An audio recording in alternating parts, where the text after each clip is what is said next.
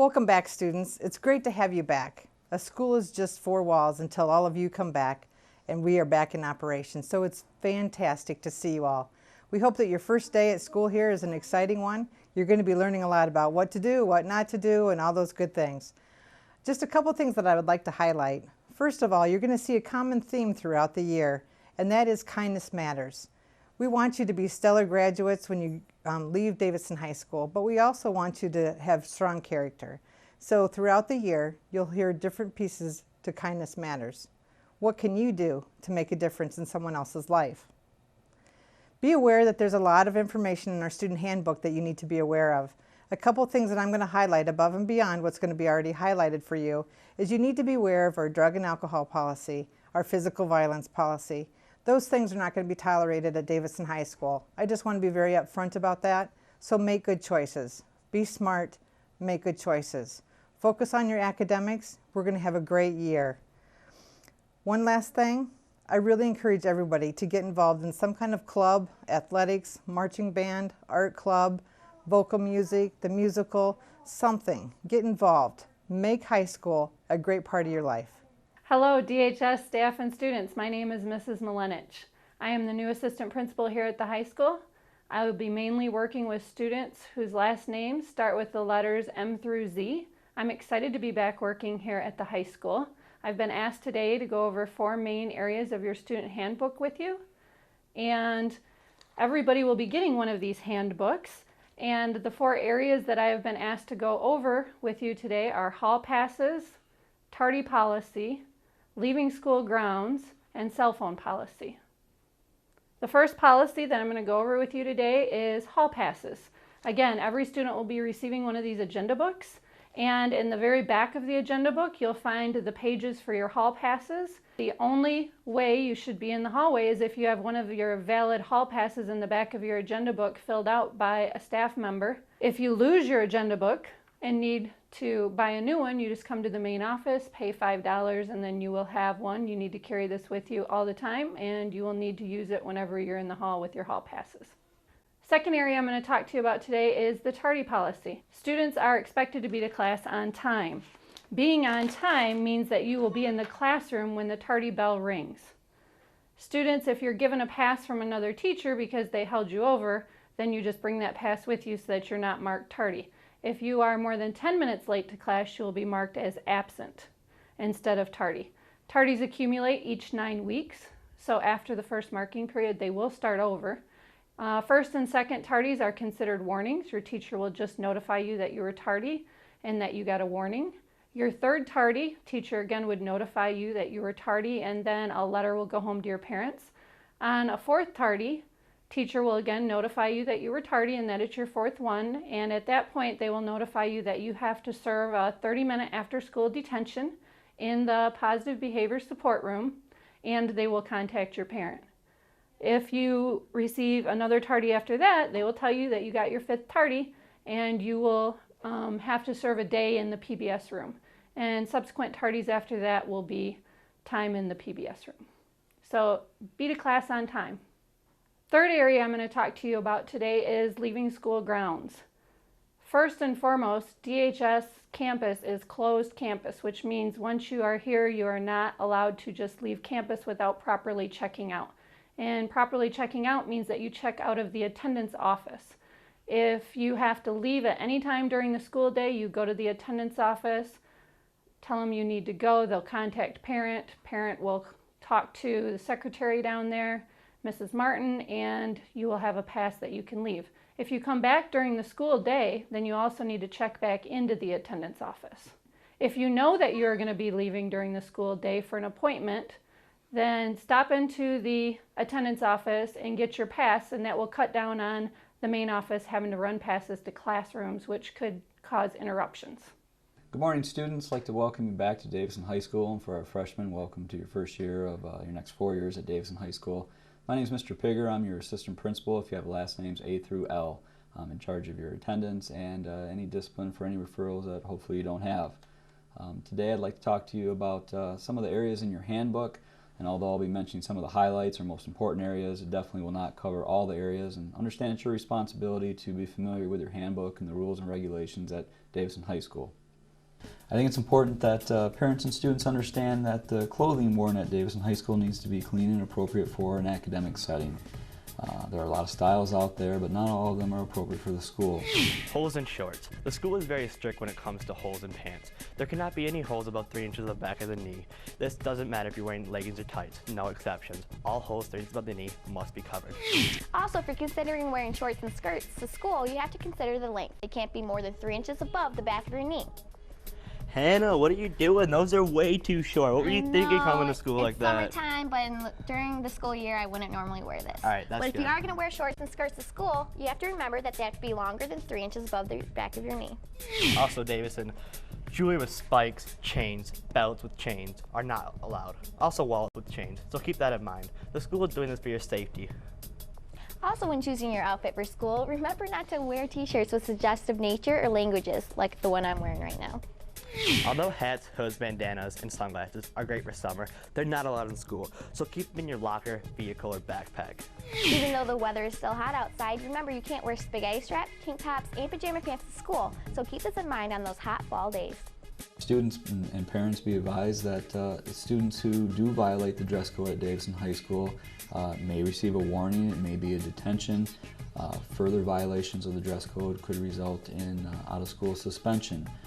At this point, it would be considered not necessarily a dress code violation, it would be considered an insubordination issue, and further repeated consequences or violations of this will be progressive in nature.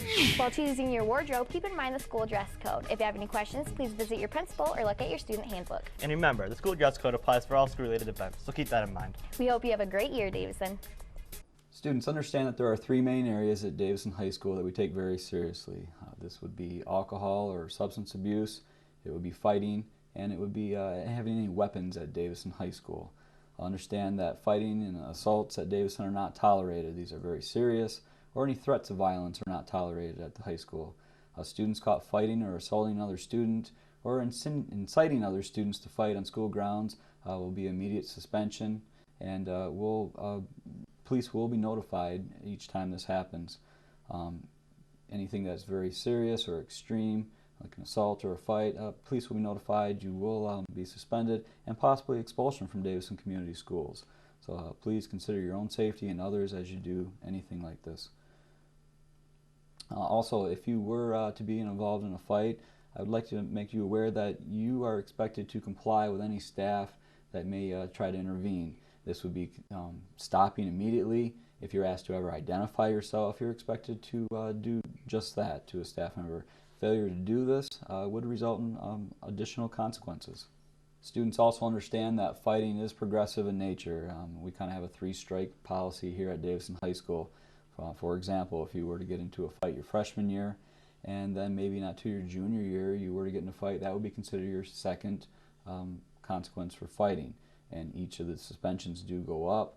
It could be a long-term suspension, which could be up to 30 days, and or expulsion from Davison Community Schools, which means that you would not attend Davison anymore. Students, be aware that Davison High School is a weapon-free school zone, that any possession or use or threat of a firearm or explosive device or any object that's intended to cause a bodily harm or property damage is definitely not allowed. These would include, but definitely not limited to, things such as a firearm, such as a gun, or even a toy gun that would look like a gun, or a BB gun, a paintball, or maybe an airsoft gun. Is definitely not allowed. Pepper spray, brass knuckles, or anything that looks like that, and knives. I want you all to be aware that perhaps you might have a pocket knife that you carry around with you during the summertime. You definitely have to make sure you do not bring that on school grounds. Perhaps you're a hunter and you have a hunting knife that you forget to have one day. Please be very careful that you would keep all these items at home. This would include your locker, your backpack on your possession, or if you drive, even in your car. The next area that's very important at Davison High School will be using any type of alcoholic or illegal substance. This would include having in your possession or use or being under the influence while on school grounds. During this time, understand that you may be asked to take a personal breathalyzer test during this time by our police liaison officer. Being under the influence of an illegal substance would be immediate suspension, could be long-term suspension. Distribution, of course, is very serious and would be recommendation to the Board of Education for expulsion from Davison Community Schools. As well as being suspended or expelled, you may face criminal charges from our school police officer as well. During lunchtime, students, you are expected to be in the cafeteria during your assigned lunch, and you are expected to only be in the cafeteria unless you have a pass that allows you to be in another area. While you're in lunch in the cafeteria, please be respectful of the cafeteria workers and the custodians that are there to help you. We ask that you take care of your trash that you have.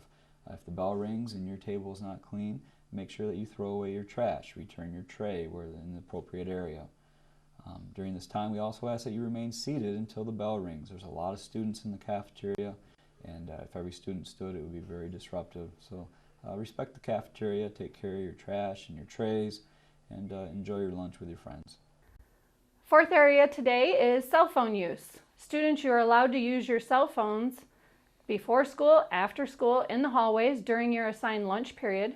The only time you're not allowed to use your cell phone is during class time unless permission is granted by that specific teacher for use in class. If you do use your cell phone in class and the teacher has not given you permission to do so, the teacher will confiscate your cell phone, bring it to the main office. You will be assigned after-school detention, and your parent will have to come pick up the phone. Second offense, if it happens again, is you would be assigned all day to the PBS room, and again, your parents would have to come pick up the phone. And a third offense will result in 1 day out-of-school suspension. So make sure you just use your cell phone during all times except for class time unless given permission by your teacher. Thank you very much, and I hope you have a great day and looking very much forward to a great year this year at DHS. Next area I'd like to talk to you about is what is called our Challenge Program at Davison High School. The Challenge Program is a mentoring program where struggling students receive one-on-one help from a Challenge Program mentor. Students are officially placed in the Challenge Program if they fail 2 or more classes in a semester, or if they have 18 absences, or have 3 or more referrals that total 5 or more days. Students in the Challenge Program are required to have the necessary credits to be promoted to the next grade level for the following school year. If students do not have the correct or the proper credits to be advanced to the next grade level, they will attend the Davison Alternative High School until they can receive enough credits to come back. Hello everybody and welcome back. My name is Mr. Beamer. I'm the Athletic Director for Davison, and I just want to talk to you very briefly about eligibility. For our freshmen who are new to the high school, you are eligible for all fall sports. Going forward, you're going to need to make sure that you pass 5 of your 6 classes to participate in our winter and spring sports. As far as sophomores go, you need to have passed 5 of your 6 classes in the prior semester, so that would be last spring, in order to participate in our fall sports. And then going forward, sophomores, you need to make sure that you're passing all of your classes to participate in our winter and our spring sports. Juniors and seniors, you need to have passed everything. You need to have passed everything in your prior semester, and then moving forward, as we go into the rest of the year, you're going to need to make sure that you're passing all of your classes to participate in winter and spring sports. If you have any questions, my office is right in the back corner of the gym. You can stop by and see Mrs. Bruce or see me, and I'd be glad to talk to you a little bit more about it. Other than that, I look forward to seeing you out at the sporting events, whether you're a student athlete or a student fan. Have a great year. Good morning, DHS. I'm Mr. Miller. I work security here at the high school. Welcome back for another great year at Davison High. I need to remind you of a couple things about concerning the vehicle parking that you do. Obviously in your handbook it describes where you're supposed to park, and the lots are numbered for all students to assign you an individual spot. Those decals go on your left front windshield, so it does not obtain a decal warning from me if you don't have one. I understand by the handbook that you've been given till September 15th for juniors and seniors to register your vehicle. For example, you come in some morning and your particular spot is occupied by another vehicle. What should you do? Well, we would like you to not just shift over one spot. That just causes a chain reaction and it messes everyone else in the lot up. As soon as you arrive, if your spot is occupied by another vehicle, please go out towards the Clark Street exit from the student parking lot, turn right, and then immediately turn right into what we call the Clark Loop lot. It's for the drop-off of students by parents, and there are several parking spots there.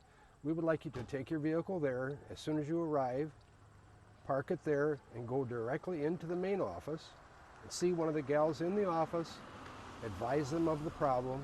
They will give you a card to park in the Clark Loop lot, and then they will tell me that there is a problem in whatever spot number that you have.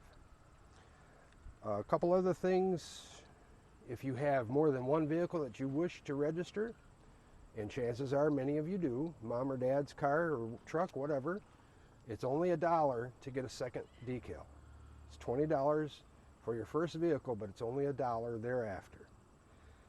If you change vehicles, let's say you sell your car, get a different vehicle in November or whatever, it's up to you to be responsible and go to the main office, tell them that you had a vehicle change, and they'll take care of it from there. Other than that, do not park in the staff parking area along the north side of the building, nor by the buses. That's strictly for staff parking also. Definitely not in between the buildings, and do not use the lot that's immediately adjacent to the alternative building. There are 100 spots numbered in what we call the southeast lot. If you have an assignment there, that's great. But please remember, do not park in someone else's spot if yours is occupied. Go right to the Clark Loop lot and advise the main office. We'll take care of it from there. Have a great year, DHS. Hi, I'm Mr. Ritterbush, and I'm going to go over a new library rule this year. From now on, when you come in the library, please leave all your backpacks on these shelves off to the left here, over here, and over there. So it's a horseshoe when you first come in. Just please, or all your backpacks there. Sorry. So just put them all there. No food or drink in the library. Now you can drink or have food in this little area right here. Nothing outside of this. So just make sure all the backpacks go here. Food and water stays here. If we see it on the other side, we're taking it. So thank you very much. Hello, I'm Mr. Suchi. I will be teaching 10th and 11th grade English for the special education department. I came to Davison because this is where my family's from, and I'm very excited to start the new school year. Mr. Wilson, I teach special education math. I'm glad to be back this year on a full-time basis, last year being a sub all year.